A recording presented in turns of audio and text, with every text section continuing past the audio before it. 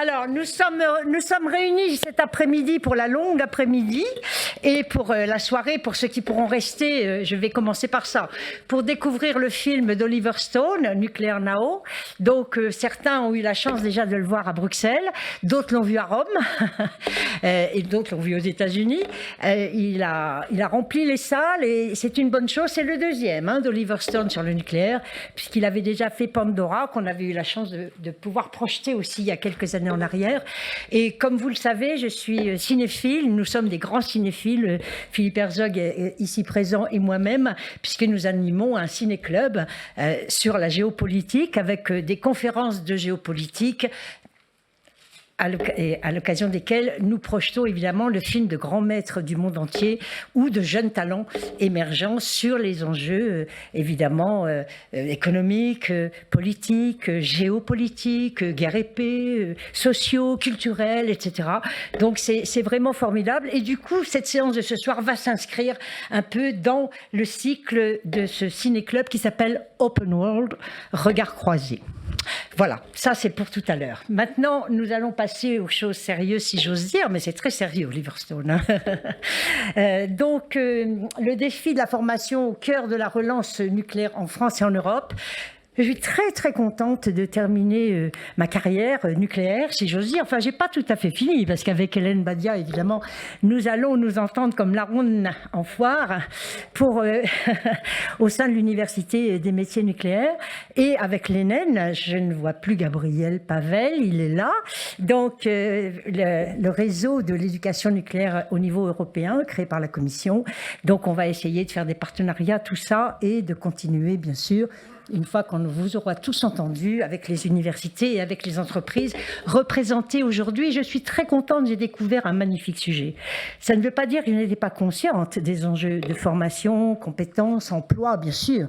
Chaque colloque depuis 22 ans avait une table ronde sur ces sujets.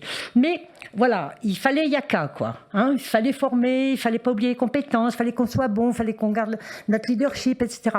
On n'avait jamais creusé le sujet. Et depuis plusieurs mois maintenant, avec les uns et les autres, on creuse.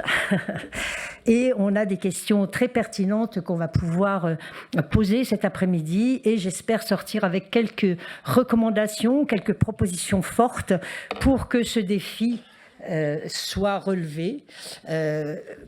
Deux petits mots sur l'avenir du nucléaire. Vous savez qu'on a gagné, si j'ose dire, après plus de 20 ans de bataille, la relance du nucléaire en Europe.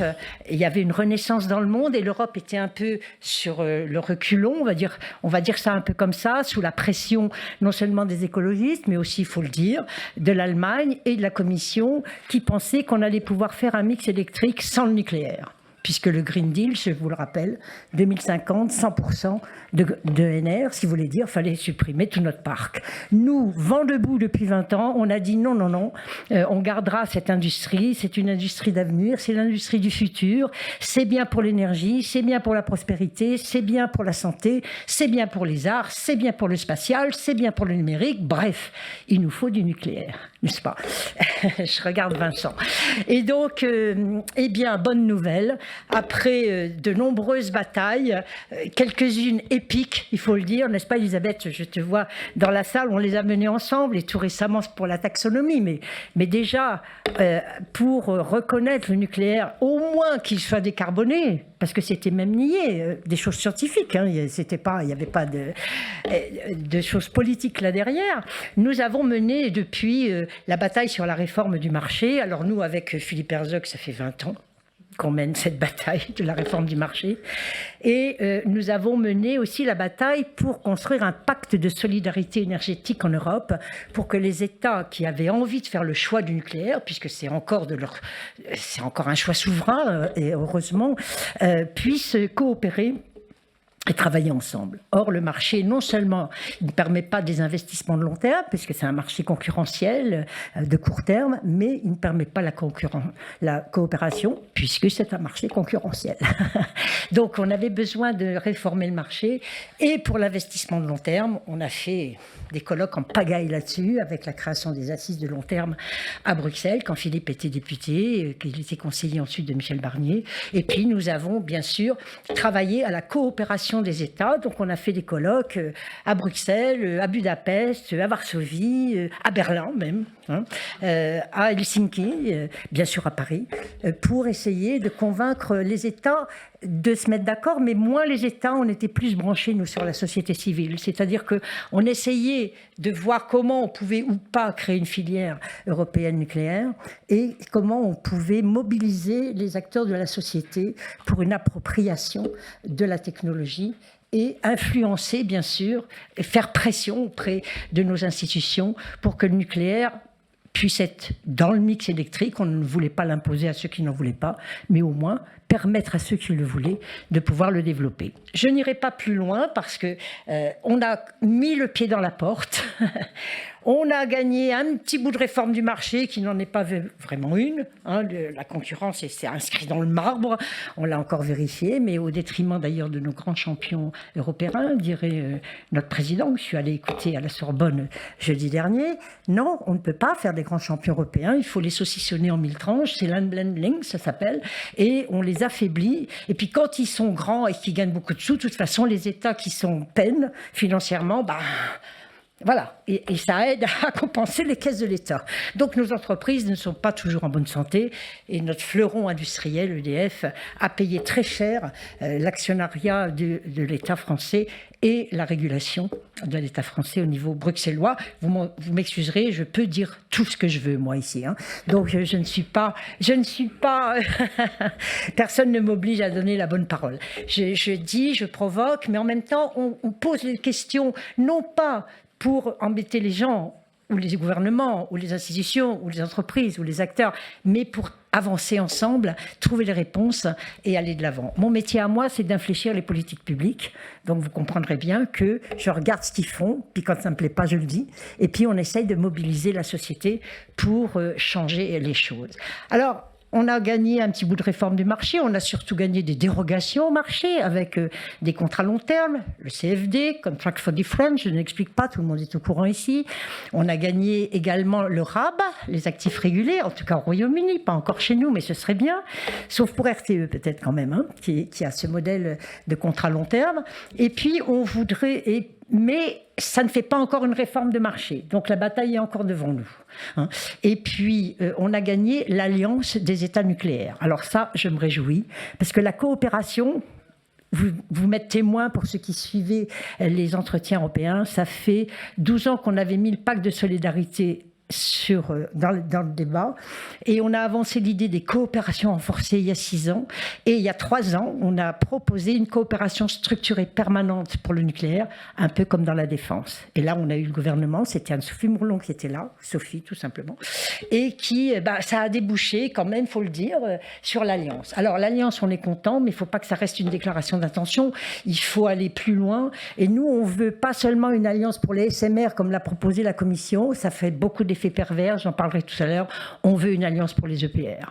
Donc, en tout cas, moi, je le dis. Moi, je veux. Voilà.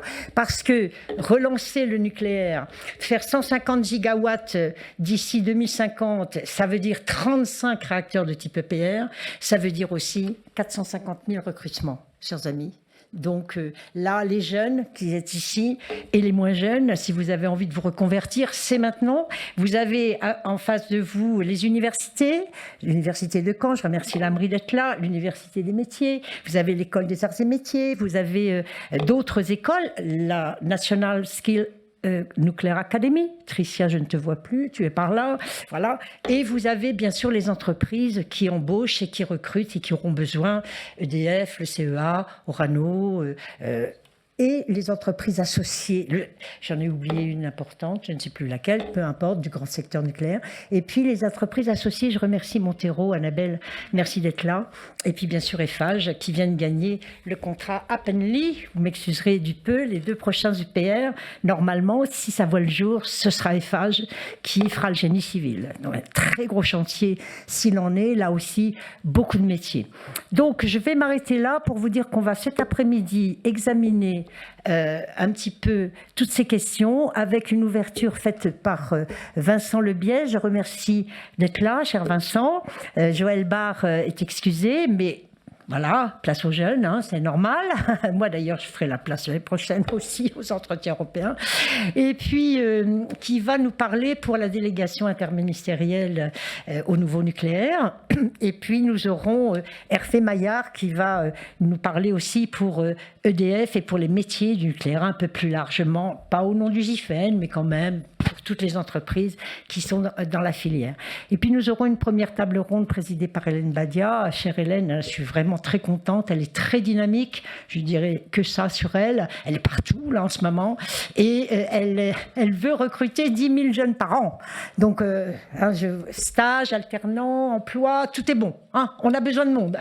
Femmes, jeunes garçons et jeunes filles.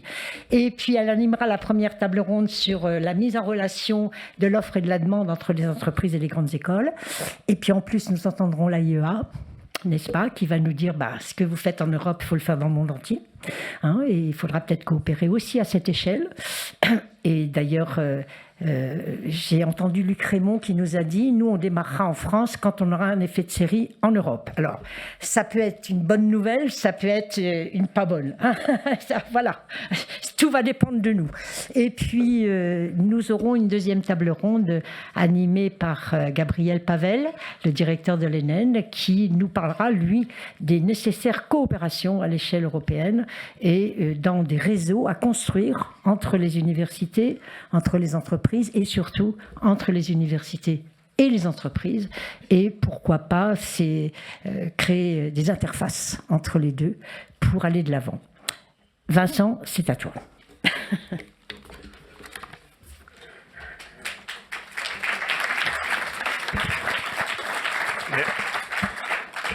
Merci beaucoup Claude, ravi d'être là en remplacement de Joël Barre et donc je suis vraiment très content de pouvoir répondre à ton invitation et à l'invitation des entretiens européens pour cette conférence sur un sujet qui nous est vraiment cher à la délégation interministérielle au nouveau nucléaire, à savoir la formation, les compétences et effectivement pour sortir des simples généralités, mais de parler des actions qui sont concrètement menées en la matière. Avant cela, j'aimerais juste dire 2 mots du contexte. Effectivement, cette conférence s'inscrit dans un contexte très porteur pour le nucléaire depuis un certain nombre d'années. Ça a été très rapide, l'évolution qu'il y a eu en quelques années. Il y a eu des évolutions en France, des évolutions au niveau européen. 2022 a été vraiment une année charnière en France avec le discours de Belfort du président de la République qui a donné la direction avec notamment les 6 nouveaux réacteurs EPR2 et l'étude de 8 additionnels d'ici 2050. Et puis, j'allais dire malheureusement, en 2022, il y a eu aussi la crise énergétique, conséquence de la guerre de la Russie en Ukraine, qui a réveillé pas mal de conscience autour des questions de politique énergétique, à la fois sur l'organisation du marché, ça a été dit, mais plus fondamentalement, parce qu'on peut avoir toutes les organisations du marché qu'on veut, si les sous-jacents physiques ne sont pas là pour produire l'électricité dont on a besoin en quantité et en disponibilité, on aura des problèmes. Et donc, depuis ce passé très récent, finalement, en 2022, il y a déjà beaucoup de signes qu'on peut mettre en avant. Alors en France, je vais commencer par prêcher par paroisse.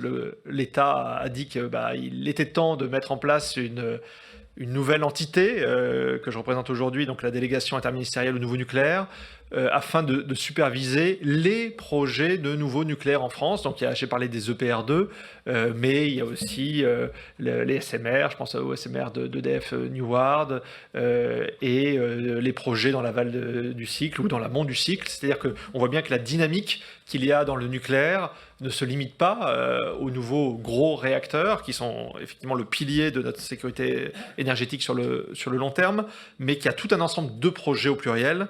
Et il est important que l'État puisse à la fois en comprendre les enjeux, pouvoir les challenger, pouvoir en rendre compte à nos autorités de manière la plus fine possible, et puis aussi les accompagner avec un rôle un peu parfois de chef d'orchestre pour s'assurer que pour ce qui le concerne, l'État arrive à l'heure de ses programmes, de ses projets. Il y a eu concomitamment la relance des conseils de politique nucléaire. Donc à partir de février 2023, il y en a eu un autre en juillet 2023, un nouveau en février ou début mars 2024. Donc on a une vraie dynamique semestrielle qui permet au plus haut niveau de l'État de rendre compte de l'ensemble des actions, des plans d'action sur toutes les thématiques, hein, qu'on parle du nucléaire, du parc existant, du nouveau nucléaire, du cycle des réacteurs, des SMR. Et ça, c'est quelque chose qui permet vraiment de mettre, j'allais dire, sous tension tout l'appareil d'État et plus généralement tout l'écosystème nucléaire français, qui est extrêmement favorable. En 2024, qu'est-ce qu'on a aussi de marquant? Claude a fait allusion à Penly, avec le début des travaux préparatoires qui va arriver à l'été. Donc on attend, là c'est une question de jours, l'autorisation environnementale qui va permettre le début des travaux préparatoires, car grâce à la loi d'accélération nucléaire qui avait été adoptée en 2023, on peut démarrer les travaux préparatoires sans attendre l'enquête publique du décret d'autorisation de création qui, elle, se poursuit en parallèle avec l'instruction de l'ASN notamment. Donc ça va être quand même un événement important qui va marquer l'année 2024 avec les premiers coups de pelle et de pioche sur le site de Penly. Et puis tout ça dans un contexte de... Les sondages, les baromètres réguliers montrent l'inversion de tendance et le soutien de plus en plus large autour du nucléaire qu'il y a en France, et en particulier autour des sites existants. Il y a toujours eu un soutien fort autour des sites existants. Il est vraiment pas démenti, et il y a une vraie acceptabilité qu'on sent et voire une appétence de toutes les centrales existantes qui n'ont pas eu encore d'annonce sur des EPR2, qui se font souvent très vocales, les collectivités locales notamment, pour en réclamer pour les futures paires de réacteurs. Cette dynamique, elle n'est pas simplement française, elle est aussi européenne. Effectivement, il y a eu la grande initiative française avec l'Alliance des pays pour le nucléaire. Longtemps, la France a eu peut-être un peu le nucléaire honteux en Europe, elle n'osait pas trop l'affirmer, peut-être un complexe d'infériorité. Ça a complètement changé. Maintenant, il y a une majorité d'États de l'Union européenne qui font partie de cette alliance, alors, y compris des pays qui ont des réacteurs nucléaires, ça gère des alliés historiques, et puis des pays qui se reposent des questions ou qui veulent développer une flotte nucléaire chez eux. Donc il y a eu aussi les avancées autour de la taxonomie, de Net Zero Industrial Act. Donc il y a eu des avancées. Ça ne veut pas dire qu'on est au bout du chemin encore, et on sent bien que le nucléaire est de plus en plus accepté, mais il est d'autant plus accepté qu'on parle de SMR ou qu'on parle de fusion nucléaire. Les gros réacteurs nucléaires, ça reste encore parfois un peu tabou au niveau européen, et donc il faut aller au bout de la logique, de la neutralité technologique au niveau européen. Et au niveau mondial, je ne rappelle pas la COP28 avec les objectifs qui ont été annoncés, triplement des capacités nucléaires pour faire face au changement climatique, ou les événements qui ont été organisés en fin d'année dernière, par exemple par l'Agence de l'énergie nucléaire à Paris, qui regroupait un nombre important de pays de l'OCDE engagés autour du nucléaire. Alors, au-delà de ce panorama, effectivement, qu'est-ce qu'on peut dire sur le sujet du jour, et qu'est-ce qu'on peut dire sur comment la France s'est organisée pour relever ce défi des compétences?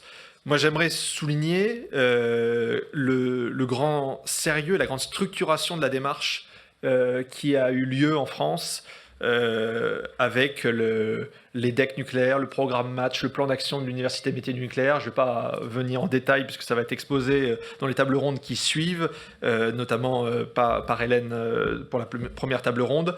Mais on a eu une démarche extrêmement structurée avec à chaque fois des jalons, des remises de livrables aux ministres. À l'époque, c'était Agnès Pannier-Runacher, Carole Grandjean et Sylvie Retailleau pour le plan d'action de l'UMN. Il y avait déjà Roland Lescure sur les aspects industriels, qui est maintenant à l'énergie. Et c'est important d'ailleurs quand on parle de programme industriel, le respect des jalonnements dans la construction de réacteurs, mais c'est aussi important pour pour ces sujets que certains peuvent parfois considérer comme plus mous, non, il faut avoir des plans d'action clairs, des feuilles de route claires et s'y tenir. Et c'est quelque chose qui est fait en France, qu'on suit de très près, qu'on essaie d'accompagner le mieux possible pour ce qui concerne l'État, aussi en coordonnant les acteurs. Et c'est vraiment un grand atout qui est basé sur 2 points forts, me semble-t-il. Le premier, c'est le fait de jouer collectif, c'est vraiment d'associer tous les parties prenantes de la filière nucléaire et du monde de la formation pour relever ce défi. Le défi, je le rappelle, les fameux 100 000 emplois dans les 10 prochaines années à recruter pour à la fois compenser les départs à la retraite et puis surtout augmenter la taille de la filière. Et puis, deuxième gage de succès, l'organisation du travail au bon niveau, la bonne territorialisation, c'est un travail qui se poursuit, des actions en lien avec les régions notamment et avec les établissements de formation au niveau local et avec une coordination au niveau national. Donc cette structuration finalement elle suscite l'intérêt.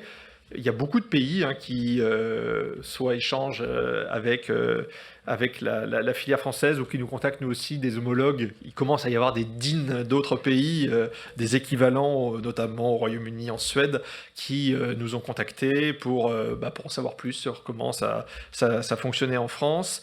Et je crois que c'est important de montrer qu'au-delà de technologie nucléaire, on a aussi toute une organisation de la filière qui est positive pour accompagner cette montée en puissance. Et l'enjeu, c'est qu'on puisse partager ensuite les bonnes pratiques au niveau européen, qu'on puisse amplifier les efforts au niveau européen. Et donc, il y a plusieurs initiatives en ce sens, et il faut se réjouir de cette dynamique et puis profiter des occasions comme celle qui nous est donnée aujourd'hui au sein des entretiens européens pour apprendre les uns des autres, pour échanger, pour partager les bonnes pratiques sur un sujet qui, par ailleurs, peut être moins sensible que des sujets purement concurrentiels où il y a des technologies qui peuvent s'affronter.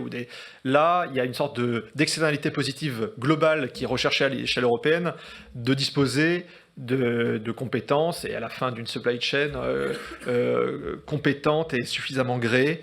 Et donc, ça doit permettre de tirer tous dans le même sens, quand bien même il peut y avoir par ailleurs de la compétition entre les acteurs économiques par ailleurs.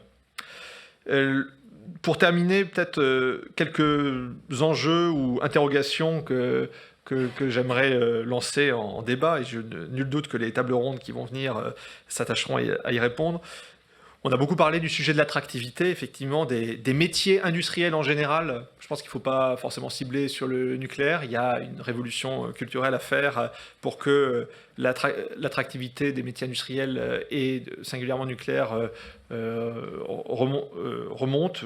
On en observe déjà des signes intéressants à tous les niveaux de formation.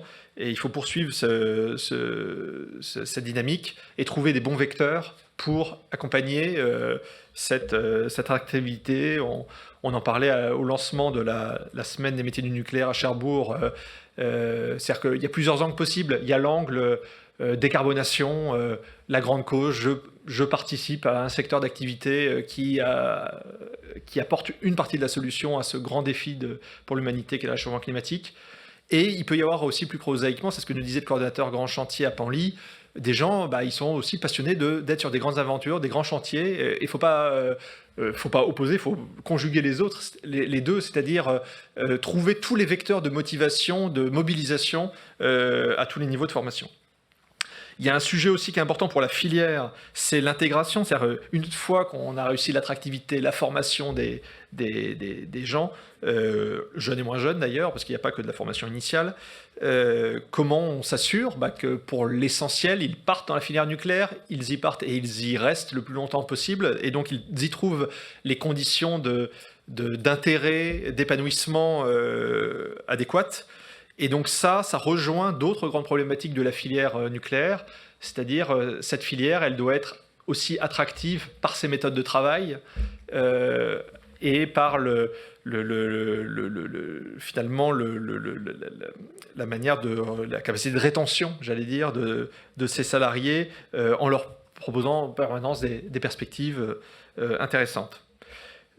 Dernier point, et là pour le coup le nucléaire a des atouts importants à faire valoir, c'est que cet effort, il va falloir le mener dans la durée. c'est pas une affaire de 1 ou 2 années, ça va être des efforts sur des décennies pour à la fois enclencher la bonne dynamique et la maintenir pour avoir ce niveau de recrutement, d'attractivité. Le nucléaire, il connaît le temps long. Peut-être que d'ailleurs certaines mauvaises langues pourraient dire qu'il connaît un peu trop le temps long parfois quand on regarde la durée de certains chantiers, mais en tout cas c'est important de tirer profit de cette industrie qui connaît le temps long pour, en matière de formation et de compétences, on applique un peu cette logique long terme. Parce que oui, il y a plein d'actions, on pourrait se dire à court terme, quelle est la rentabilité de telle ou telle action si on ne pense pas à cette montée en compétences globale à l'échelle française et européenne. Et donc, c'est tout ce que je souhaite à la filière et j'espère que les travaux qui vont venir dans les prochaines tables rondes permettront d'éclairer certains de ces points et de nous apprendre beaucoup de choses sur les conditions de succès pour réussir ce défi des formations et des compétences. Merci.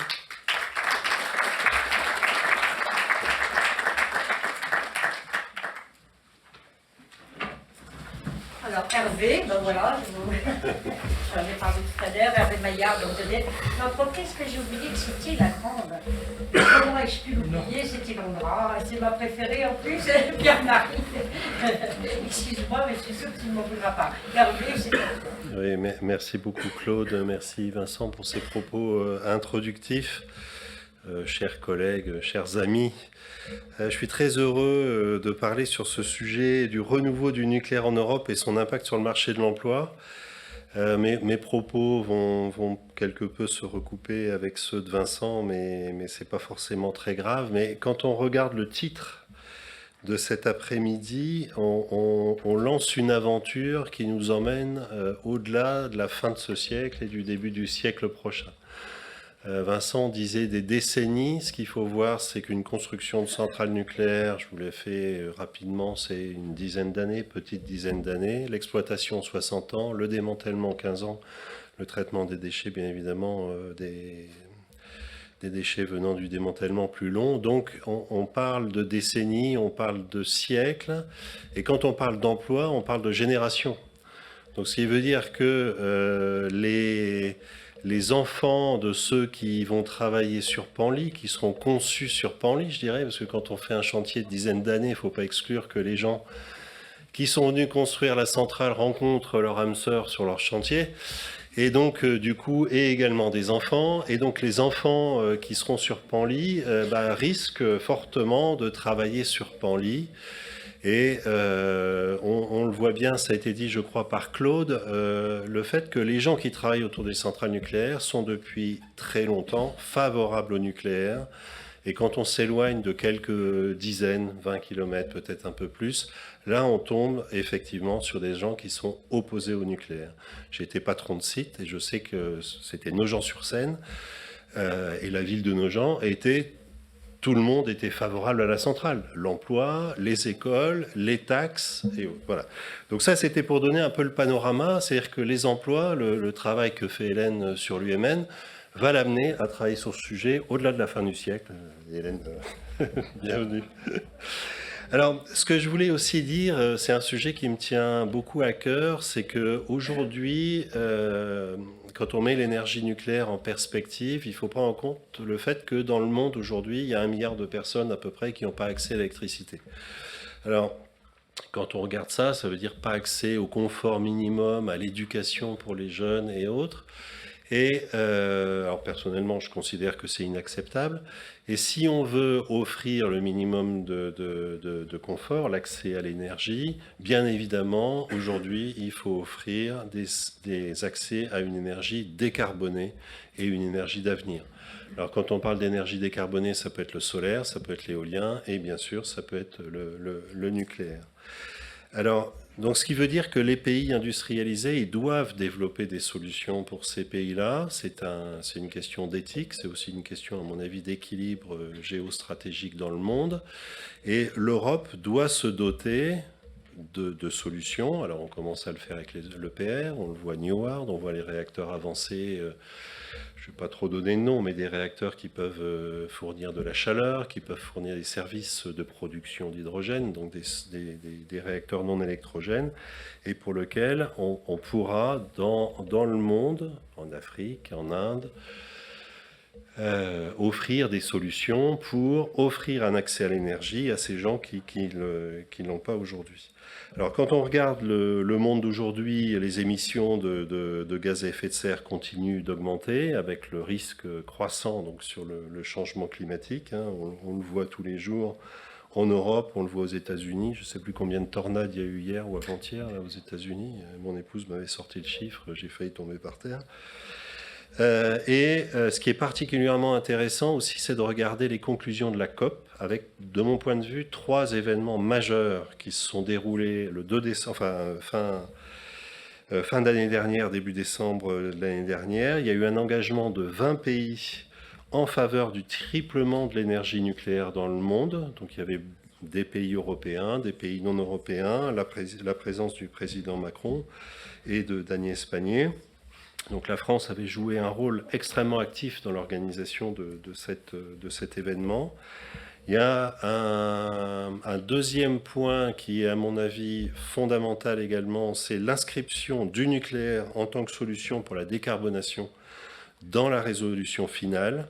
Je pense qu'il y a quelques COP, ça aurait été inimaginable d'avoir cette inscription dans la résolution finale et pour avoir discuté avec des négociateurs quelques jours avant que la résolution finale ne sorte, eux ne l'imaginaient pas non plus à ce stade pour 2023.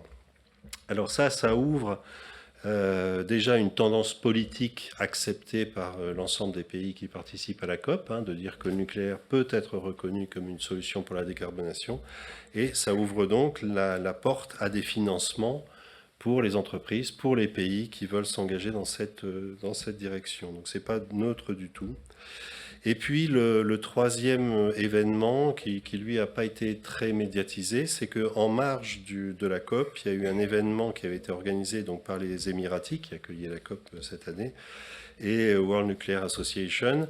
C'était un Nuclear Summit qui s'est tenu pendant 2 jours à quelques pas de la COP et qui a permis d'aborder tous les sujets mondiaux, donc il y avait des intervenants de tous les pays du monde, sur effectivement le financement, les compétences et autres. Donc le sujet progresse et on voit que le nucléaire devient maintenant de plus en plus une solution reconnue par l'ensemble des pays.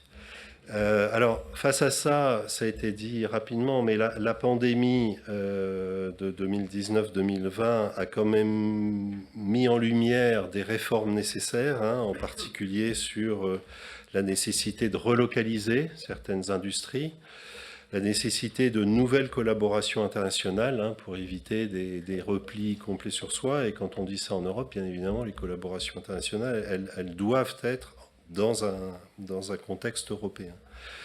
La crise en Ukraine a également, et elle continue à souligner l'importance de la maîtrise des approvisionnements, à la fois en technologie, en énergie, en matières premières, et on est sans doute loin d'avoir aujourd'hui les réponses à l'ensemble des questions posées.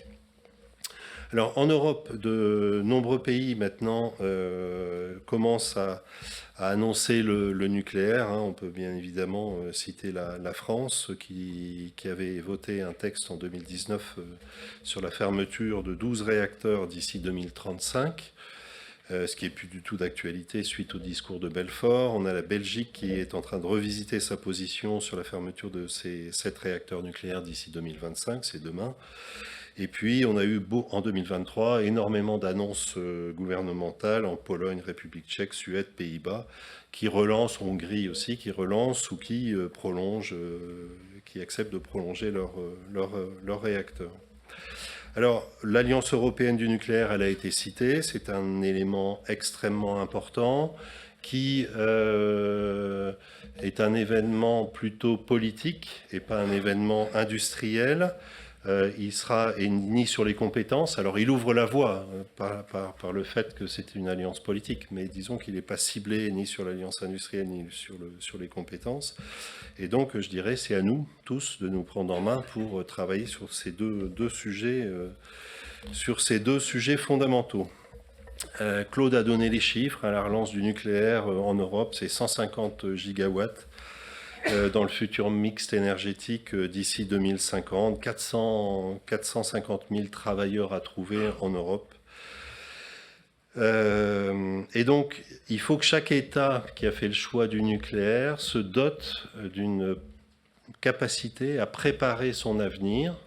Alors, si chacun le fait de manière individuelle, on va développer des compétences qui seront avec des pics d'activité, des creux d'activité.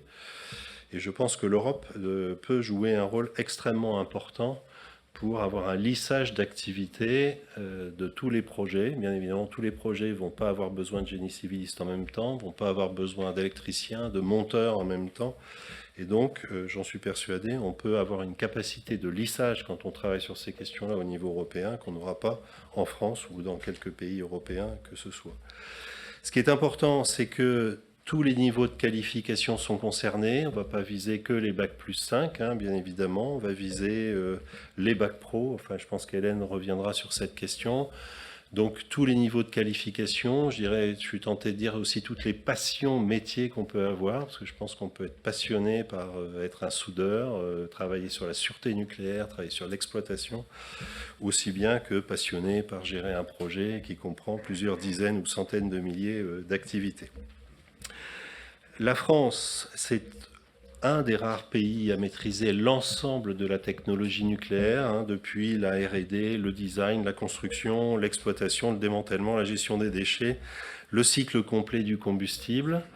Et donc l'Europe a en la France une pépite qui lui permet de grandir autour de cette capacité française, avec des choix technologiques qui seront ce qu'ils sont dans les pays européens. Je ne dis pas que tous les pays européens doivent choisir la technologie française, mais la capacité et la connaissance qui est en France sur l'ensemble de cette chaîne de valeur du nucléaire est reconnue dans le monde entier d'ailleurs, à l'instar des quelques pays qui maîtrisent tous ces savoir-faire.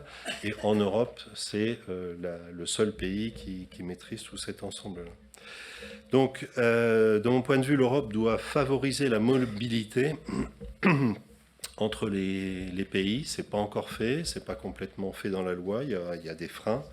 Mobiliser aussi la capacité à faire bouger les étudiants d'un pays à l'autre, avec des reconnaissances d'équivalence d'un pays à l'autre des capacités, des formations ou des écoles. Alors, quand on regarde Oui, je vais aller vite, je vais conclure. Donc, le choix du nucléaire, ce qu'il faut voir, c'est que ça nécessite 3 piliers fondamentaux. Ça a bien été dit à la COP, mais je pense qu'il faut le répéter. Ça nécessite de l'argent. On a les banques mondiales, on a les banques européennes. Ça, c'est à peu près pas complètement calé, mais je dirais on l'a sur la table. Il y a une capacité industrielle à faire, à la fois en qualité et en volume.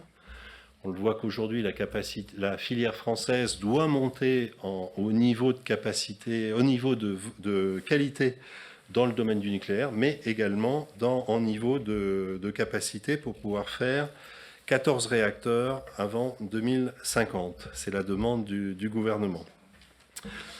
Voilà, alors je vais aller très vite parce qu'il y a eu beaucoup de choses qui ont été dites. Ah, il faut que j'arrête. Voilà, donc, voilà, oui, ça passe vite quand on parle en fait. Je dirais que tous les défis qui ont été évoqués par Claude et Vincent et ceux que je viens de mettre en perspective offrent des perspectives extrêmement prometteuses pour l'emploi en Europe. Il faut investir dans l'énergie nucléaire, il faut investir en France, en Europe, en commun, en travaillant en commun avec les écoles, en travaillant avec l'ENN qui supporte la réunion d'aujourd'hui. Et voilà, c'est le sujet d'aujourd'hui. Et donc, je laisse la place aux tables rondes pour alimenter le débat. Merci beaucoup.